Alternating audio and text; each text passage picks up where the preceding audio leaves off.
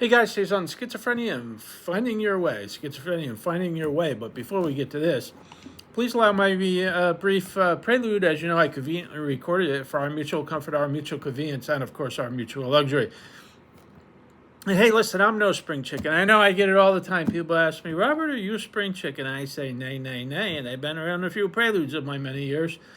Telling you, this prelude has got something that's particularly luxurious, like an ever luxurious bottle of tomato sauce. Hello there, my name is Robert Francis. You've stumbled on my I like the tomato basil. YouTube channel, where me and the bird. And I like Prego. That's right. We talk schizophrenia. There's a book 5, The Definitive Schizophrenia Recovery Handbook. That's Mikey's a runny flies in the sun over calmish bodies of water. I've been diagnosed with schizophrenia for a score 5 and 1. It ain't an elbow book. I know you thought it was an elbow book, didn't you? Thank you for joining me on my channel. I know. Now to topic. Well, from my own experience, let me tell you this. With schizophrenia, sometimes you got to find your way, and it's a bit of a meander.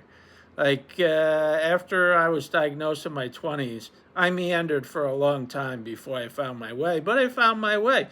And that happens a lot with schizophrenia because it upsets the apple cart pretty significantly in your early 20s, usually. And it throws everything for a loop. Everything that you had planned goes all askew and awry. Oh, I thought I was going to do this. Well, now I have a severe and persistent mental illness to deal with, and things aren't going along according to my original plan. My original plan got smashed. It was a goner. I meandered my way for about 5-8 years until I found my way. And I think that's critical to understand what schizophrenia is. Sometimes it takes a long time to find our way because it can disrupt your life pretty significantly. And then you got to find a way. Maybe it's completely different than what you thought of when you were younger.